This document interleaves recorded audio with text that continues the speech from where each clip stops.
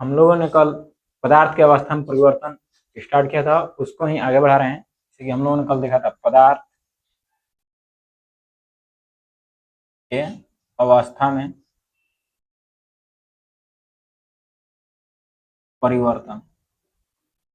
पहला हम लोगों ने देखा था कि जब कोई पदार्थ ठोस से द्रव में जाएगा, ठोस से द्रव में जाएगा, द्रव से ठोस में आएगा, तो जब ठोस से द्रव में जाएगा तो इसको कहेंगे क्या? द्रवणांक। क्या कहेंगे? द्रवणांक। और जब द्रव से ठोस में आएगा तो इसको कहेंगे द्रव का जमना या हिमांक। तो ये कब होता है? तो जब हम लोग द्रवणांक मतलब जब कोई ठोस पदार्थ है तो उसको अधिक ताप पर गर्म करेंगे, तो क्या उच्च तापमान पर गर्म करेंगे तो ठोस से द्रव में आ जाएगा, ठोस से द्रव में आ जाएगा। ठीक। और दाब क्या रहना चाहिए? कम रहना चाहिए। दाब क्या? कम। मतलब कम दाब पर उच्च तापमान चाहिए, तब कोई ठोस पदार्थ द्रव अवस्था में आएगा। दाब कम और तापमान उच्च रहेगा तो मतलब ठोस पदार्थ द्रव अवस्था में आ जाए। उसी प्रक्रिया को हम क्या कहेंगे? द्रवणांक कहेंगे। फिर इसको द्रव का जमना, जब हम लोग दाब अधिक देंगे मतलब द्रव पर दाब अधिक बढ़ाएंगे, द्रव पदार्थ पर दाब अधिक बढ़ाएंगे, दाब अधिक, दाब उच्च या अधिक, और तापमान का चीज करेंगे निम्न, तापमान निम्न मतलब तापमान कम करेंगे और दाब बढ़ाएंगे। तो जब कोई द्रव पदार्थ होगा वो कच्चे में आ जाएगा ठोस पदार्थ में। जैसे कि दो द्रव का कण ऐसे रहता है मतलब थोड़ा दूर दूर, जब इस पर दबाव बढ़ाएंगे तो इसका कण नजदीक आएगा, इसका कण क्या आएगा? नजदीक। तो ये तीनों आपस में लगभग सट जाएगा, तो यही ठोस रूप में आ जाएगा, यही कच्चे में आ जाएगा ठोस रूप में। अब इसके आगे देखते हैं, यहाँ तक कल हम लोग देखे थे। अब जिसे हो गया कि ठोस से द्रव में,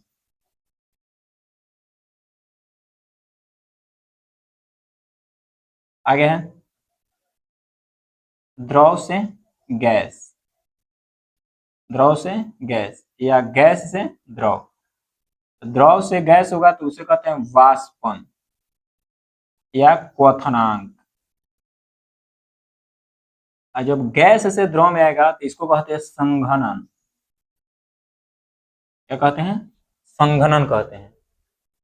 अब इन दोनों में अंतर क्या है? क्वथनांक और ये वाष्पन में। तो वाष्पन सभी ताप पर होता है और यह स्वतः होने वाली क्रिया है। नोट्स में इसमें अंतर दिया है, नोट्स जल्द ही बताया जाएगा कहाँ दिया जाएगा, नोट्स में दिया हुआ है, अंतर भी आगे समझाया जाएगा। तो वाष्पन और क्वथनांक में ज्यादा अंतर नहीं है। वाष्पन स्वतः होने वाली क्रिया है और क्वथनांक एक निश्चित ताप पर होता है। जैसे जल का क्वथनांक आप लोग जानते हैं कि 100 डिग्री सेल्सियस होता है, लेकिन जल का वाष्पन कितना होता है किसी को पता नहीं है। मतलब सभी तापों पर वाष्पन होता है, सभी तापों पर। तो यही दोनों में खास कोई अंतर नहीं है, आगे अंतर में समझेंगे क्या अंतर है। मतलब ये दोनों एक ही प्रक्रिया है, जिसमें द्रव से गैसीय अवस्था में जाता है, जिसमें कोई द्रव पदार्थ कैसे में जाता है? गैसीय अवस्था में, गैसीय अवस्था में, गैसीय अवस्था में। इसमें क्या होता है? तापमान अधिक। क्या? तापमान अधिक, तापमान अधिक और दाब कम। दाब के क्या होता है? कम। फिर संघनन में क्या होता है? तो वही दाब अधिक, दाब अधिक और तापमान कम, तापमान कम। इन सब का परिभाषा भी नोट्स में लिखा हुआ है, जब दिया जाएगा तो उसमें परिभाषा दिया हुआ है, आप परिभाषा देख सकते हैं उसमें। यही होता है मतलब जब द्रव से गैस में जाएगा इसको कहते हैं वाष्पन या क्वथनांक, वाष्पन या क्वथनांक। जब गैस से द्रव में आएगा तो उसके कहते हैं संघनन। संघनन कब होगा? जब दाब अधिक होगा और तापमान कम होगा।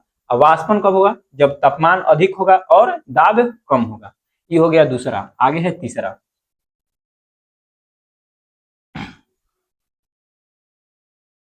तीसरा होता है गैस, ठोस से गैस, डायरेक्ट ठोस से गैस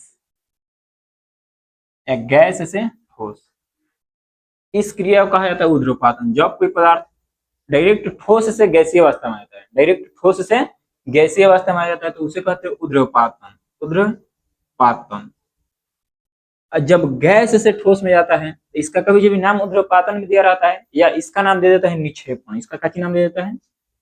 निक्षेपण, इसका नाम क्या दे देता है? निक्षेपण। तो सभी ठोस पदार्थ ऊर्ध्वपातित नहीं होता है, मतलब कुछ कुछ ऐसा ठोस पदार्थ है जिसको हम गर्म करेंगे तो डायरेक्ट क्या चीज में आ जाएगा, मतलब कि गैसीय अवस्था में आ जाएगा, द्रव अवस्था में नहीं आएगा। तो इसके लिए क्या चीज चाहिए? उच्च ताप चाहिए। क्या चाहिए? उच्च ताप। यह द्रव अवस्था में परिवर्तन नहीं होता है तो निम्न ताप लिख सकते हैं, निम्न दाब। जब हम इसको ठंडा करते हैं, मतलब तापमान निम्न करते हैं, तापमान निम्न करते हैं, तापमान निम्न मतलब ठंडा, तो यह डायरेक्ट गैस से ठोस में आता है। गैस से क्या में आता है? ठोस में आता है। और दाब अधिक, दाब अधिक, दाब अधिक, दाब अधिक रहेगा तभी गैस के कण नजदीक नजदीक आएगा। तो क्या आता है? गैस से ठोस में आता है, गैस से ठोस में। इस क्रिया को निक्षेपण कहा जाता है। अगर निक्षेपण नहीं दिया रहेगा तो ऊर्ध्वपातन दिया रहता है। क्या दिया रहता है? ऊर्ध्वपातन। नहीं होता है। अब कुछ ऐसा ऐसे पदार्थ है जो ऊर्ध्वपातन क्रिया को प्रदर्शित करता है, जिसे आप लोग घर में देखे होंगे, कपूर। अगला होता है नौसादर, फिर ठोस CO2, या इसी को बोलते हैं शुष्क बर्फ, शुष्क बर्फ। और क्या चीज? ऊर्ध्वपातन पदार्थ का एग्जाम्पल क्या होता है? कपूर, नौसादर। नौसादर को ही कहा जाता है अमोनिया क्लोराइड, ठोस CO2, शुष्क बर्फ और आयोडीन। इतना ही एग्जाम्पल याद रखना चाहिए, इतना ही एग्जाम में बार बार पूछता है। अब इसके आगे देखते हैं, इतना ही पदार्थ है जो डायरेक्ट ठोस से द्रव अवस्था में आता है, ठोस से गैसीय अवस्था में आता है, द्रव अवस्था में नहीं, डायरेक्ट गैसीय अवस्था में आता है। इसके आगे आप देखते हैं, जैसे कि हम लोग पीछे पढ़े थे कि वाष्पन और क्वथनांक में अंतर समझते हैं। ठीक, एक तरफ वाष्पन होगा,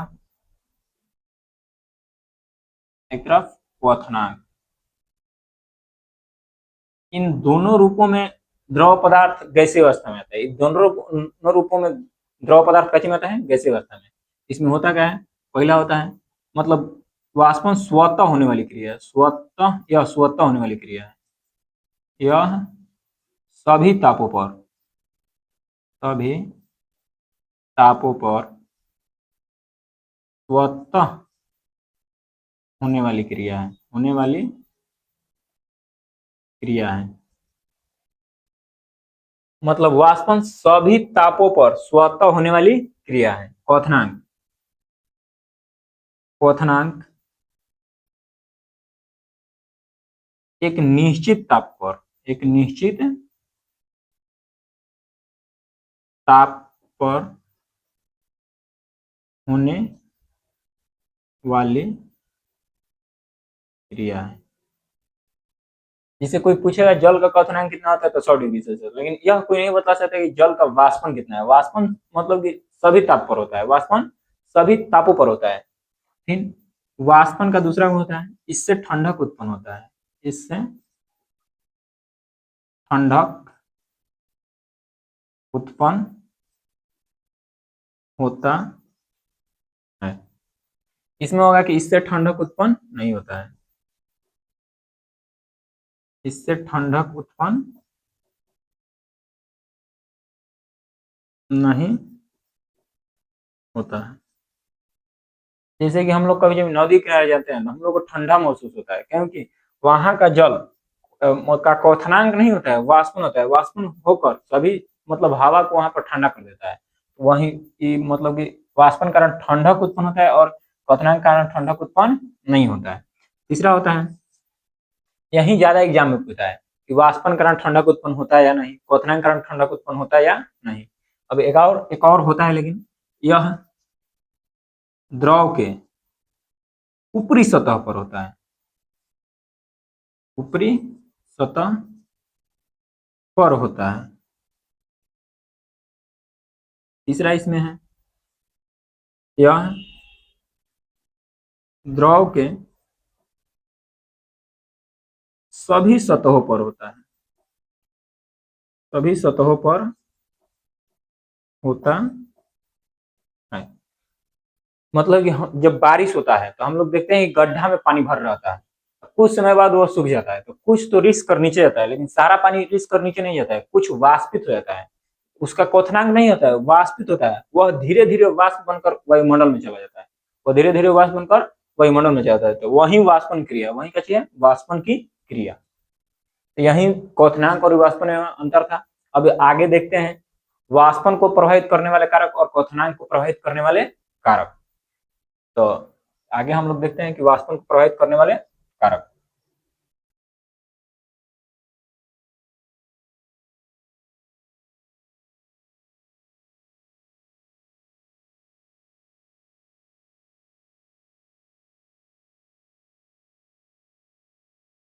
वाष्पन को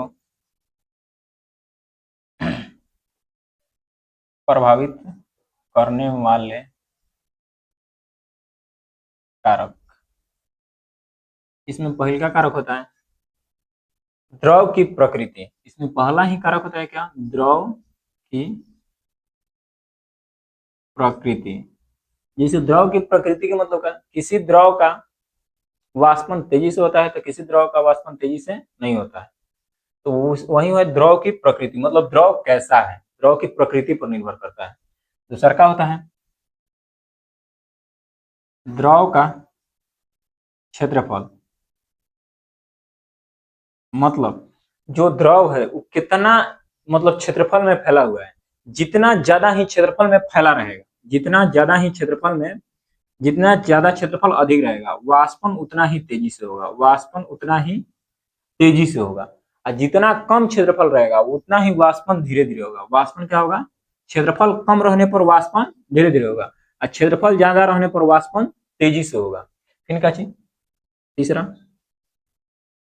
हवा की गति। हवा की गति, हवा की गति जितना ही अधिक रहेगी वाष्पन उतना ही तेजी से होगा। वाष्पन क्या होगा, उतना ही तेजी से होगा।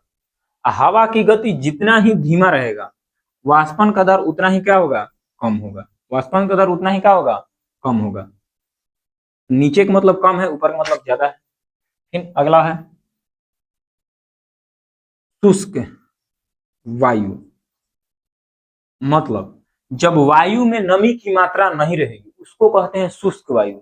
जब वायु में नमी की मात्रा नहीं रहेगी उसको क्या कहते हैं, शुष्क वायु। जैसे कि गर्मी के समय, उस समय वाष्पन बहुत तेजी से होता है। शुष्क वायु में वाष्पन की गति बढ़ जाती है, वाष्पन की गति बढ़ जाती है। लेकिन जब वही आर्द्र वायु, आर्द्र वायु मतलब जब वायु में नमी की मात्रा रहेगी तो उससे कहते हैं आर्द्र वायु। वायु में जब नमी की मात्रा रहेगी तो उससे क्या कहते हैं, आर्द्र वायु।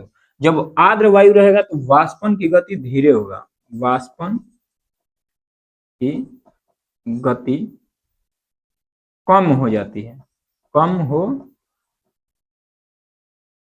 जाती है, वाष्पन की गति कम हो जाती है। इतना आप लोग उतारना है तो उतार लीजिए, आगे तब तक हम लोग देखते हैं।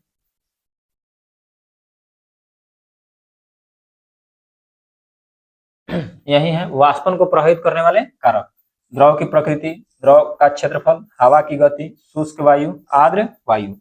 मतलब कि जब द्रव की प्रकृति, उसके प्रकृति पर निर्भर करेगा कि द्रव कैसा है। फिर द्रव का क्षेत्रफल, द्रव का क्षेत्रफल जितना ही अधिक रहेगा वाष्पन उतना ही तेजी से होगा। द्रव का क्षेत्रफल जितना ही कम रहेगा वाष्पन उतना ही धीमी गति से होगा। हवा की गति, हवा जितना ही तेज चलेगा वाष्पन उतना ही तेजी से होगा। और हवा की गति जितनी ही धीमी रहेगी उसका वाष्पन उतना ही धीमा होगा। शुष्क वायु, शुष्क वायु मतलब सूखा वायु जिसमें नमी की मात्रा नहीं रहती उसे हम क्या कहते हैं, शुष्क वायु। शुष्क वायु में वाष्पन की गति बढ़ जाती है तथा आर्द्र वायु में वाष्पन की गति कम हो जाती है। आप उतार लीजिए।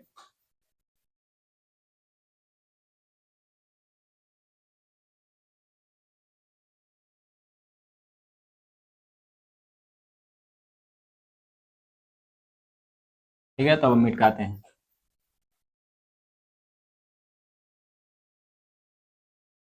आप एक नोट लिख सकते हैं।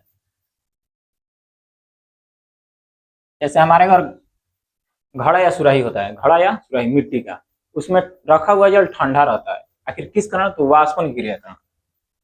घड़ा या सुराही में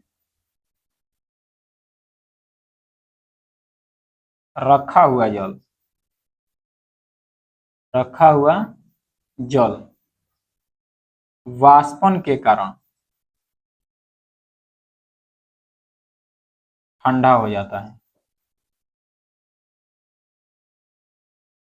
घड़ा या सुराही में रखा हुआ जल वाष्पन के कारण ही क्या हो जाता है, ठंडा हो जाता है। अब देखेंगे क्वथनांक को प्रभावित करने वाले कारक। आखिर क्वथनांक किन किन बातों से प्रभावित होता है, कब क्वथनांक अधिक होगा, कब क्वथनांक कम होगा। तो क्वथनांक के प्रभावित करने वाले कारक,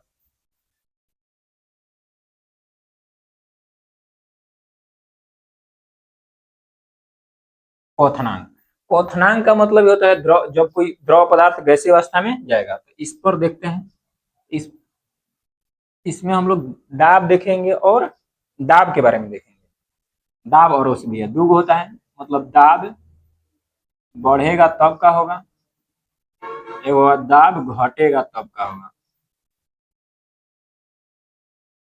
दाब का मतलब यहाँ पर यह है कि वायु दाब। दाब का मतलब क्या है, वायु दाब। एक होता है अशुद्धियां, मतलब कुछ हम द्रव में अशुद्धियां मिला दिए, अशुद्धियां, कुछ अशुद्धियां मिला दिए तो क्वथनांक क्या होगा। तो जब दाब बढ़ेगा, जैसे हम लोग देखते हैं द्रव को प्रभावित करने वाले कारक तीन बातों पर निर्भर करता है, दाब बढ़ेगा, दाब घटेगा और अशुद्धियां पर। यहाँ क्या होगा, जब दाब बढ़ेगा, दाब बढ़ेगा तो द्रव का क्वथनांक भी बढ़ेगा, द्रव का क्वथनांक बढ़ेगा, द्रव का क्वथनांक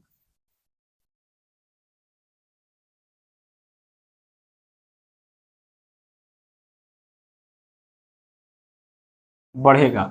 जिसे कि हम लोग कुकर में देखते हैं, कुकर में वायु दाब बढ़ता है तो द्रव का क्वथनांक बढ़ जाता है। जैसे पानी जो पदार्थ हम डाल रहे हैं उसका क्वथनांक बढ़ जाता है, जिससे द्रव सिंपल वायु दाब पर 100 डिग्री सेल्सियस पर खोलने लगता है। लेकिन जब हम कुकर में डालते हैं तो 100 डिग्री सेल्सियस पर न खोलकर अधिक ताप पर खोलता है, जिसके कारण उसमें भोजन बहुत जल्दी बन जाता है। तो यही होगा प्रेशर कुकर। इसका एग्जाम्पल में क्या होगा, pressure cooker. Pressure cooker, pressure cooker में इसी कारण से मतलब कि भोजन तुरंत बन जाता है, भोजन तुरंत बन जाता है, क्योंकि जब दाब बढ़ेगा, जब दाब वायु दाब बढ़ेगा उसका क्वथनांक भी कैसे हो जाएगा, बढ़ जाएगा। 100 डिग्री सेल्सियस पर नहीं तो उसके अधिक पर खोलेगा। 100 डिग्री सेल्सियस पर जल न खोलकर कैसे को खोलेगा, अधिक पर। वहीं वायु दाब घटेगा तो द्रव का क्वथनांक भी कैसे होगा, घटेगा। मतलब क्या होगा कि जब हम पर्वत पर जाते हैं, अगर हम पर्वत पर चढ़ाई करते हैं, पर्वतारोही होते हैं जो अपना भोजन पकाने के लिए कुछ ले जाते हैं, तो वहां पर्वतों पर वायु दाब कम हो जाता है, पर्वतों पर वायु दाब कम हो जाता है। वहां पर 70 डिग्री या 80 डिग्री सेल्सियस में ही जल खोलने लगता है, तो वहां भोजन बनाने में कठिनाइयां होती है, क्योंकि भोजन बनाने के लिए 70 डिग्री सेल्सियस एकदम निम्न ताप हो जाएगा, अधिक ताप पर भोजन पकता है। दाब घटेगा तो द्रव का क्वथनांक घटेगा, जिसके कारण क्या होगा, पर्वत पर्वत पर वायु दाब कम हो जाता है। पर्वत पर वायु दाब कम होने के कारण, कम होने के कारण जल का क्वथनांक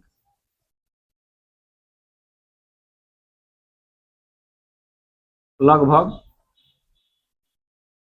70 डिग्री सेल्सियस से 80 डिग्री सेल्सियस हो जाता है। मतलब जल का क्वथनांक घट जाता है। इसे सामान्यतः जल का क्वथनांक होता है 100 डिग्री सेल्सियस। सामान्यतः जल का क्वथनांक कितना होता है, 100 डिग्री सेल्सियस। सामान्यतः का मतलब एक वायुमंडलीय दाब पर, एक वायुमंडलीय दाब पर, कहीं लिख लेते हैं हम लोग, यहीं पर लिख लेते हैं, एक वायुमंडलीय,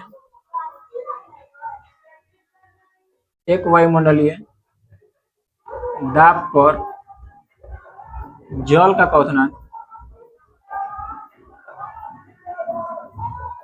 क्वथनांक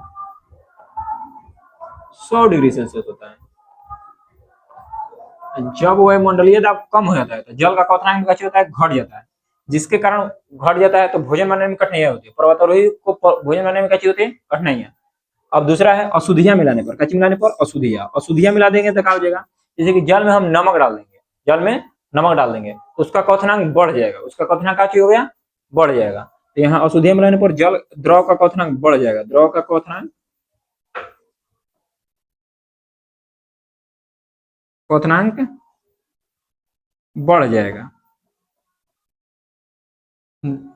द्रव का क्वथनांक बढ़ जाएगा। यही द्रव को क्वथनांक को प्रभावित करने वाले कारक थे तीन गो। दाब बढ़ेगा तो क्वथनांक बढ़ेगा, दाब घटेगा तो क्वथनांक घटेगा। जैसे प्रेशर कुकर में दाब बढ़ता है तो भोजन जल्दी पक जाता है, वहीं वायु पर्वत पर जाने पर वायुमंडलीय दबाव कम हो जाता है, तो वहां पर भोजन बनाने में कठिनाइयां होती है, क्योंकि वहां जल 70 से 80 डिग्री सेल्सियस में खोलने लगता है। फिर अशुद्धियां, अशुद्धियां जैसे कि हम लोग जल में नमक डाल देंगे तो वो उतना जल्दी नहीं खोलेगा, उसके लिए अधिक तापमान चाहिए। तो अशुद्धियां मिलाने पर क्या होता है, तो क्वथनांक बढ़ जाता है, क्वथनांक क्या होता है, बढ़ जाता है। अब आगे देखते हैं, एक होता है गलनांक, क्या होता है, गलनांक। मिटा देते हैं ना, तो लिखना है तो लिख लीजिए।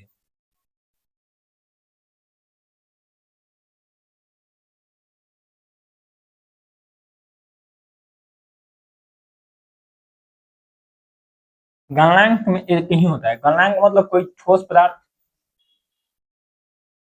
गलना स्टार्ट करते हैं उसे गलनांक कहते हैं, उसे गलनांक कहते हैं। तो गलनांक में केवल एक ही होता है, गलनांक में होता है कि जब दाब बढ़ेगा, जब दाब बढ़ेगा, दाब में जब दाब बढ़ेगा तो गलनांक का मान घटेगा, गलनांक घटेगा। क्वथनांक में था कि दाब बढ़ेगा तो क्वथनांक बढ़ेगा, लेकिन गलनांक में कि दाब बढ़ेगा तो क्वथनांक घटेगा। जैसे कि हिमालय में ग्लेशियर ऊपर से नहीं पिघलता है, दाब अधिक होने के कारण वह नीचे से पिघलता है, यही इसी कारण हिमस्खलन होता है। हिमस्खलन, नीचे से पिघलेगा तो नीचे से हट जाएगा, नीचे का जल बन जाएगा, इसी कारण हिमस्खलन होता है। तो दाब बढ़ेगा, दाब बढ़ेगा तो गलनांक का मान क्या होता है, घटता है। गलनांक का मान क्या होता है, घटता है, मतलब कम ही ताप पर द्रव अवस्था में आ जाएगा, कम ही ताप पर क्या होगा, द्रव अवस्था में आने लगता है। अब आगे देखते हैं पदार्थ के चौथी अवस्था, पदार्थ के चौथी अवस्था।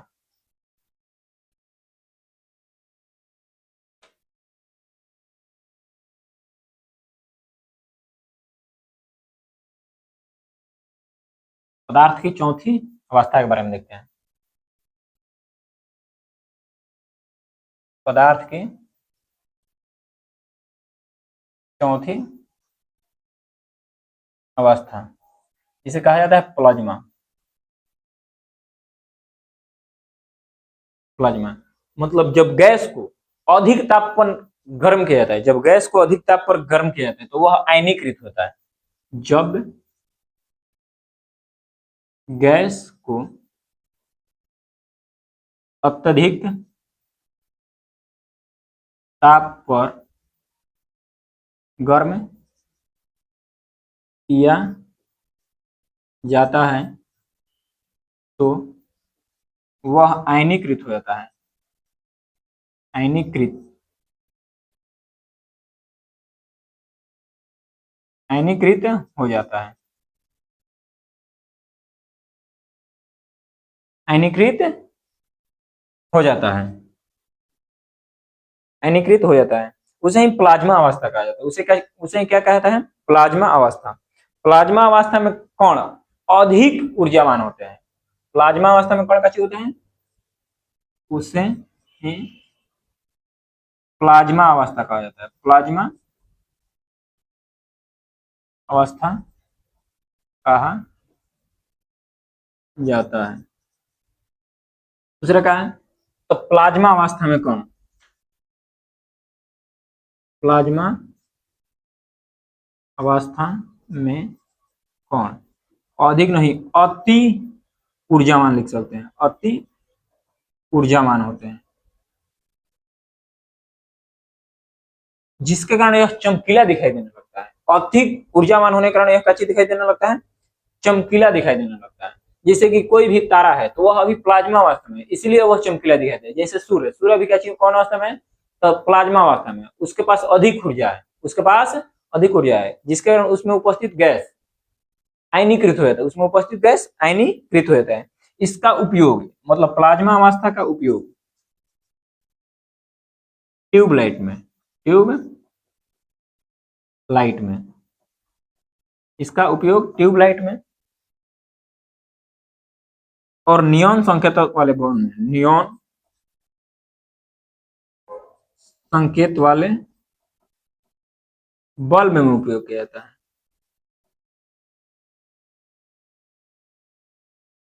बल्ब में उपयोग किया जाता है। तो मतलब प्लाज्मा अवस्था का उपयोग कब किया जाता है, तो ट्यूबलाइट में और नियॉन संकेतक वाले बल्ब के रूप में इसका उपयोग किया जाता है। अगला है पदार्थ की पांचवी अवस्था, पदार्थ की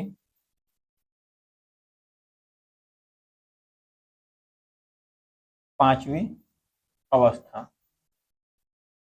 इसे शॉर्टकट में BEC मतलब Bose Einstein condensate, Bose Einstein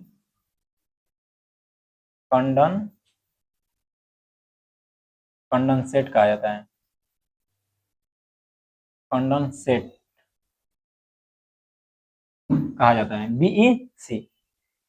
इस अवस्था का अनुमान सबसे पहले प्रसिद्ध वैज्ञानिक आइंस्टाइन ने लगाया था, इसका केवल आइंस्टाइन ने अनुमान लगाया छोड़ दिया था। इस अवस्था का अनुमान किसने लगाया था? प्रसिद्ध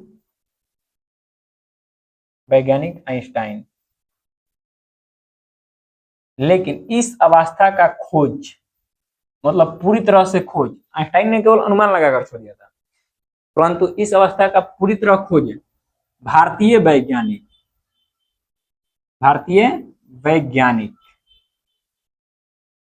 सत्येंद्रनाथ बोस ने किया